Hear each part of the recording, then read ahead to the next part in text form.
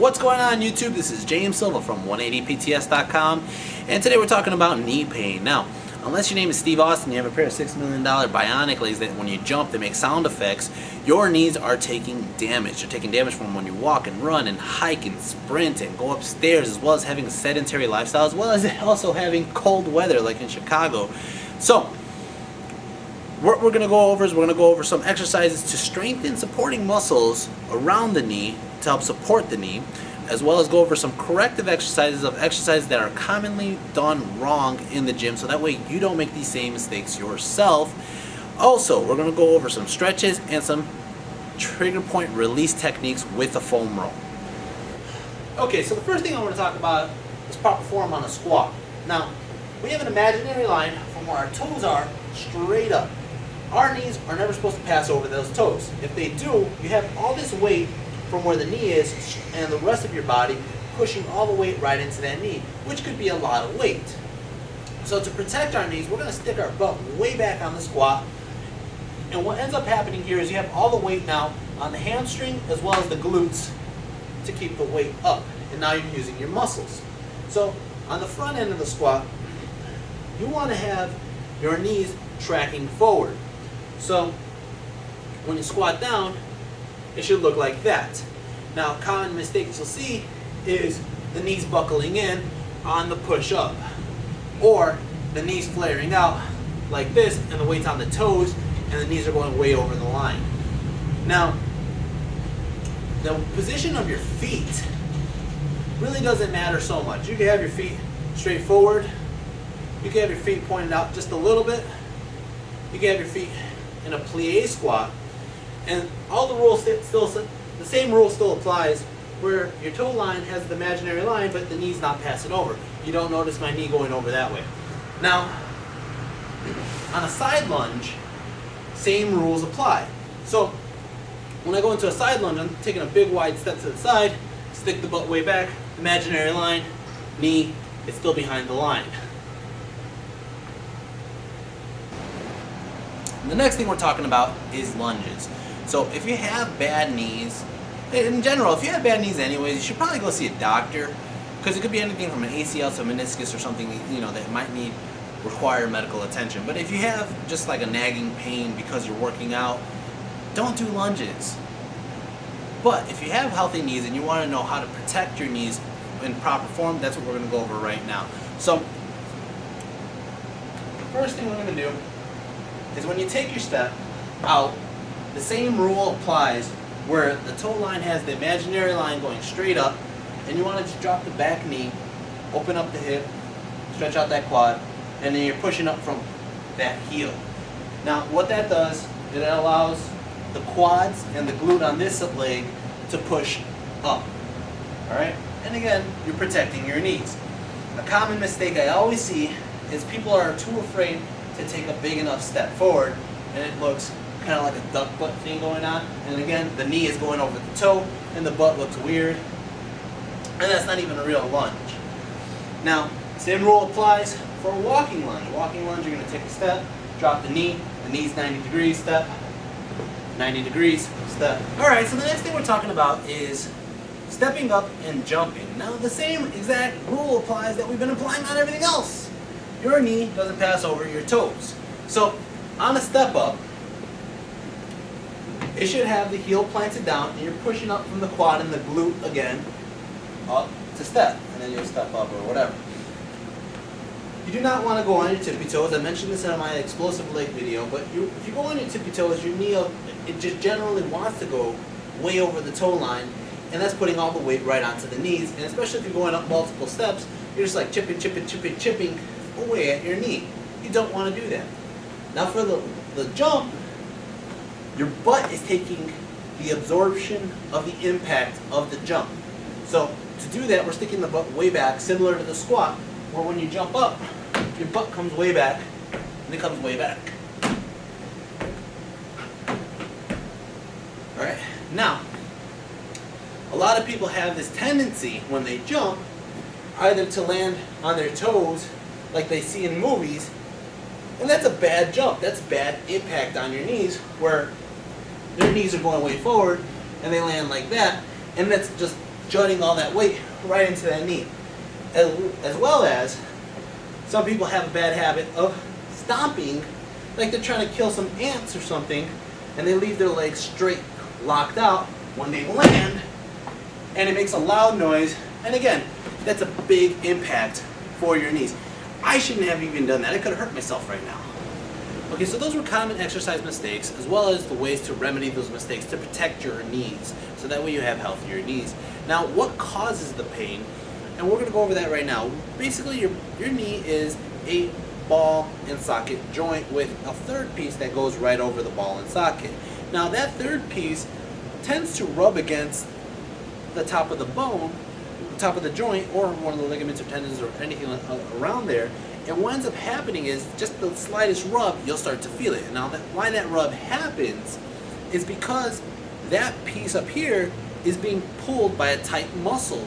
Now, it could be your IT band, it could be your quadricep, it could be your hamstring, it could be something going on any side. Now, what we want to do is we want to have, and then also the other thing that could happen is the joint itself could be grinding onto the kneecap or into the socket because of a tight muscle.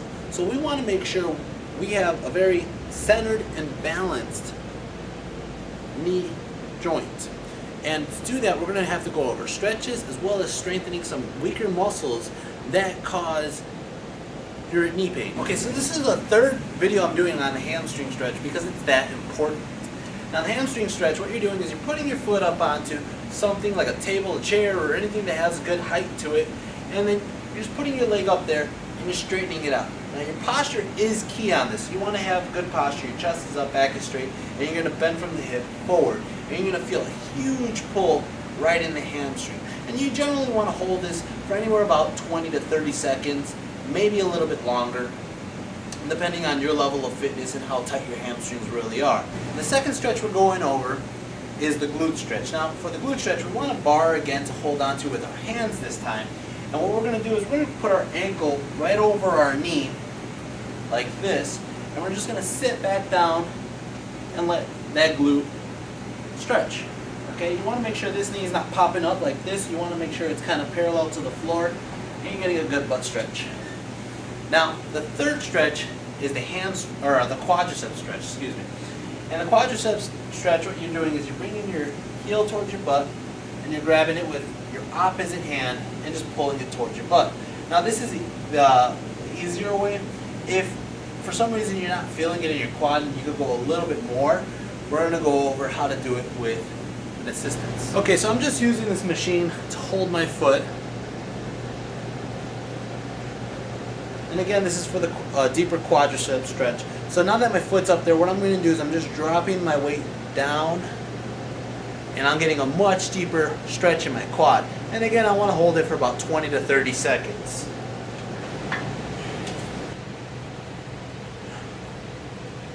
So your quads and your hamstrings might be very strong. You might do a lot of exercises with them, but what ends up happening is one of the biggest, most ignored muscles is actually your lateral hip muscle group right here. And to work that muscle, to strengthen that muscle, what we're going to have to do is we're going to have to create pressure in a lateral raise. So by doing that, what we're doing, we're using an ankle band strap connected to the cable machine. And it's a very light weight, but what we're doing is we're just bringing that leg right out to the side and then back slow and controlled. And this is going to help build strength right along that hip. So the second way we're going to use the band is we have the band tied around our ankle still, and what we're doing is we're just bringing our leg up to the side like this. Now, this might seem like a late night infomercial workout, but this is the way to keep strengthen muscles that are weak in your body. And the point is, if you're seeing it in an infomercial and you're not doing it yourself, guess what? It's an underused muscle that you're not using, and it's very weak for a purpose. Now, one exercise we can do is you go take a step to the side, feet about shoulder width, and you squat down. Now, this is working out, again, the lateral hips, as well as the muscles for a squat, teaching them how to hold the pressure from caving in because of that band. Okay, so we're going over our second infomercial exercise right now, which is, you know, take it up to a pelvic bridge. And what this is doing, this is help engaging glute muscles that are very dormant, because if you sit down all day especially, they don't know how to activate. And we're keeping our feet about shoulder width apart. We're just taking our hips up and back down. So we're going to go over some foam rolling techniques to help, again, alleviate pressure off of common areas. So the first one is the hamstring. So what we're going to do, I'm going to move in camera view, but then what we're going to do is we're going to put our leg over the foam roll, and we're just going to roll from either your knee to your hip or your hip to your knee. And you're just going to come on down until you find a good sweet spot, which is kind of discomfortable, but we're just going to stay on it and push that out, because usually it's a knot in the muscle, and it's just going to help give proper blood flow right to it by putting that pressure in. It's similar to a massage. Now, the other muscle that causes the knee issue is the IT band. If the IT band is tight, you can imagine it's pulling the knee this way. So we're going to go on our side. We have the bottom leg straight, top leg comes over like this, and what we're doing is we're holding our body weight with our upper body and the other leg, and we're just rolling very slowly down the side. I know I'm going fast in the video, but we're rolling very slowly all the way down to the knee, and then right back up. Alright, so for the third foam rolling technique, what we're going to do is we're going to get into the adductor muscle groups, which is like right in the deep inner thigh. So what we're going to do is we're going to have the foam roll about parallel to the body, and we're going to put our knee right over it. Now, what we're doing is we're just going to roll that way very slowly again, right into the adductor, and you're going to feel it really tense, really tight, right up as you get higher up into the thigh. And there you guys have it. That's several different stretching as well as strengthening exercises to alleviate pressure off of the knee. And I want you guys to understand that you're only getting older, and you don't want your body to degenerate. You actually want your body to grow stronger and fitter, and so that way it complements the wisdom and knowledge that you're getting as you get older. So we're going to be putting up more videos, tips on working out, as well as different workout routines and different exercise selection videos very soon. Don't forget to subscribe to our channel to see these videos, and I'll see you guys in the next video. Take care.